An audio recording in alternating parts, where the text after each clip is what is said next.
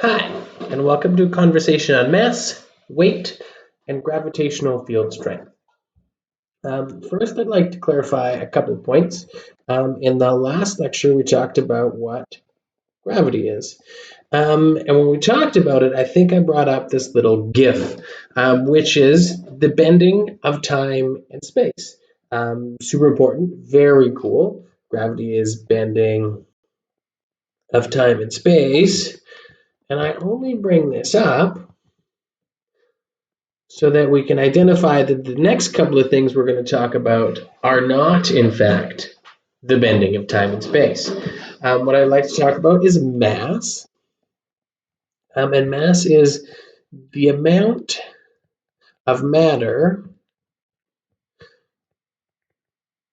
in an object. So you could think about, if you wanted, counting all of the electrons and all of the neutrons and all of the protons that make up an object. It could be you, it could be me, it could be a book, it could be a spaceship. And if you'd count all of those individual particles and multiply it by the mass of all those individual particles, you'd find the total mass of an object. And notice how that doesn't usually change from time to time. The amount of matter you are made of stays the same unless you lose an arm or lose a leg or physically amputate part of your body. This is different than your weight. In the English language, you would typically use these two synonymously, but in physics, they're quite different. Weight is actually the force due to gravity. So in reality, weight and force due to gravity are the same thing, and mass is something else. There is a reason, though, that in the English language and day to day, we confuse those two things. We use them fairly interchangeably. If we look at weight, if weight is the force due to gravity, we talked about Newton's law of universal gravitation, which is Fg is equal to gm1 m2 divided by r squared. Just probably worth noting, if you're looking elsewhere online, this is sometimes written as g little m big M over r squared. And all that matters is that these are just two different masses. What I can do is I can factor m2 out. So we can just take a look at this equation. The force due to gravity is equal to gm1 over r squared times m2. And we can see that if we multiplied gm1 over r squared by m2, we'd end up back at our original equation. And what I'd like to point out with this is if we're looking at objects relatively close to the surface of the Earth, our r squared would be the radius of Earth, which we know is 6.38 times 10 to the 6 meters. And we know the mass of Earth, which is 5.98 times 10 to the 24 kilograms. And notice how for any object close to the surface of the Earth, this piece would be the same. If we substitute those values in, we find that g mass of Earth divided by the radius of Earth squared, and I can write that out if you want, 6.67 times 10 to the negative 11 times the mass of Earth, which is 5.98 times 10 to the 24 divided by the radius of Earth, which is 6.38 times 10 to the 6 squared. Don't forget our squared. We'll find that equals about, and I'll put a squiggly equal sign because it's not perfect and it kind of depends on where you are, but equals about 9.8. And if we look at our units, that should be at newtons per kilogram. I can do a little side proof down here if we want. I've got this Fg is equal to G m1 over r squared times m2. So if I were then to divide both sides by m2 by m2, I get Fg over m2 is equal to gm1 over r squared. Sorry, that's a subscript, not a superscript. R squared. There, we get that that's 9.8, and our top is newtons and our bottom is kilograms. So we get the units, 9.8 newtons per kilogram. What a lot of people should notice at this point in time is we've seen this number before. We've seen 9.8, and we've seen it as the acceleration due to gravity. The acceleration due to gravity is also 9.8. Except the units are a little bit different. I'm out of page there, so I'll just write that down. Next line. Meters per second squared. This should cause a little bit of hesitation. We should be like, why are they the same? And are they always going to be the same? Turns out, yes. When we talk about it in newtons per kilogram, this we call gravitational field strength. Field strength. And this we call acceleration due to gravity.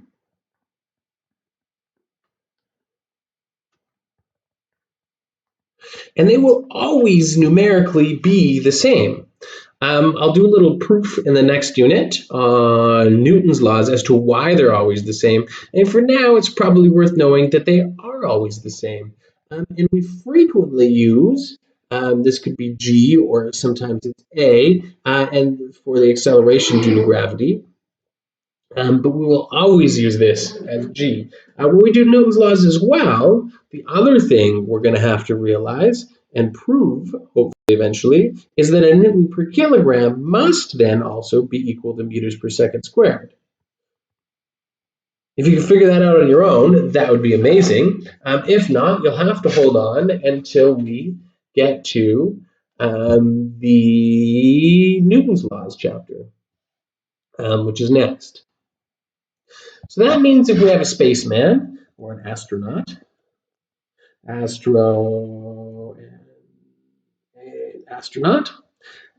let's say he is 100 kilograms. If we take that astronaut, we put him on a mission to Mars. So he's going to start on Earth, and then he's going to go through deep space for a bit, and then he's going to land on Mars. And what we could do is we could take a look at how his mass will change over time during this trip and how his weight will change on this trip. We talked about mass, and mass is just the amount of stuff we're made of. And this is going to be in kilograms. We've talked about mass. Mass is measured in kilograms. So on Earth, we know it's going to be 100 kilograms. In deep space, he doesn't change what he's made of. The same guy or girl or person or dog, I don't know, it's a very large dog at 100 kilograms in the spaceship, doesn't change. So even in deep space, he's still going to have a mass of 100 kilograms. And when he lands on Mars, if he doesn't lose an arm in the process, he's still going to have a mass of 100 kilograms. Weight, however, is the force due to gravity, and gravity will not stay consistent between Earth, deep space, and Mars, so it's going to change. The easiest one to look at is deep space. If we imagine for a second astronauts in their spaceship, in space, away from any body. And we've seen this, whether real on YouTube or whether in some type of fictional movie, what that'll look like, and it looks like people floating around. And we use this all the time when we talk about that. We call it weightless. They have no weight. In space, they're weightless. There is no weight on them. On Earth, we could use Fg is equal to gmm over r squared.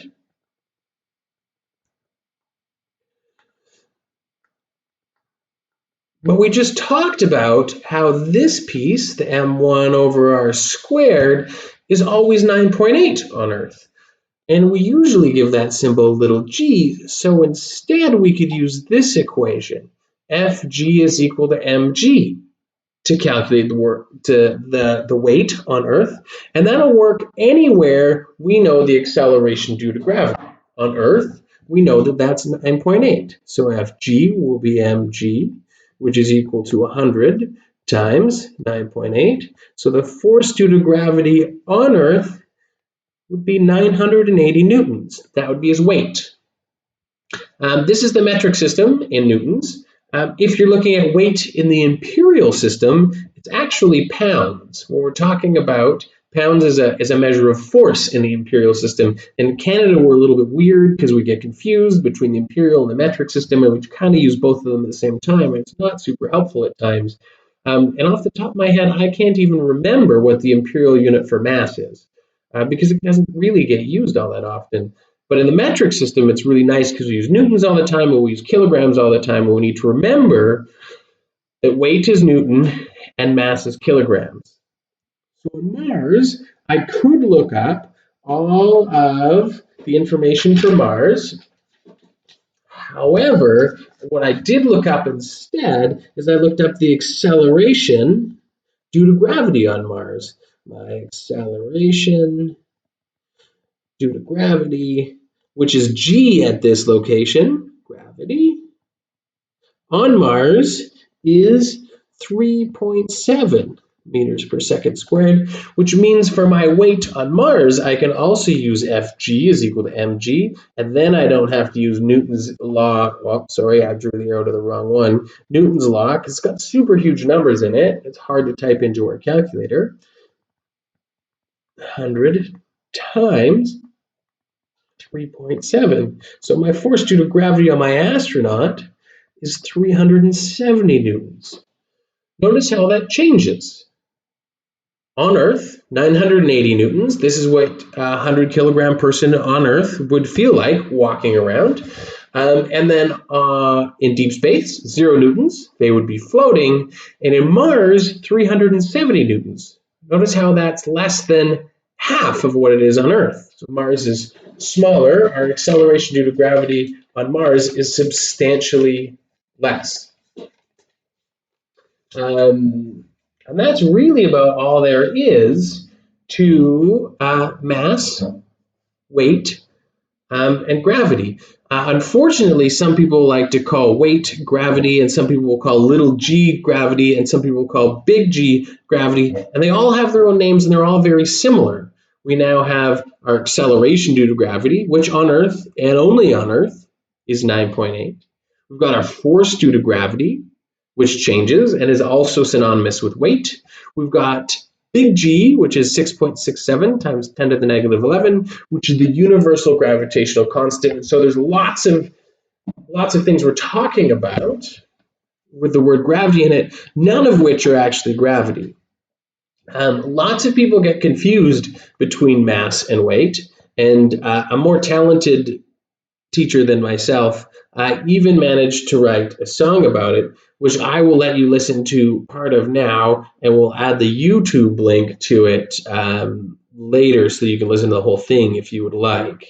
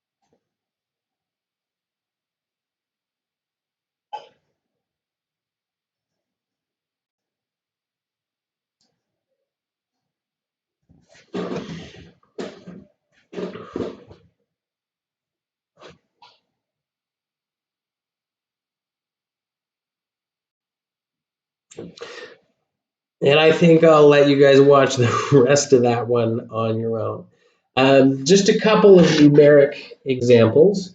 I don't think I'm actually going to go through any in depth because really what we're focusing on this class is FG is equal to MG, and it's only a three variable equation. I think you guys can do the algebra yourselves. The options are I could give you a force due to gravity, which I could also call weight, and I could give you an acceleration due to gravity or a gravitational field strength, and then you would have to find a mass or any combination of those three things. And I think that's about the end of the conversation on mass, weight, and gravitational field strength. Thank you for watching, and I just wanted to remind you guys a couple of keys for success. Number one, you got to do the practice questions. If the things I'm saying make sense, that's phenomenal, but you still have to practice and make some mistakes on your own. And that goes along with number two. If you get stuck, ask me questions, get in touch, write me an email, make an appointment, or leave a comment on the YouTube video. And step number three to success is look after yourself. Eat good food, get some exercise every day, and socialize as much as you can right now. I hope you guys are all doing well, and I will talk to you soon.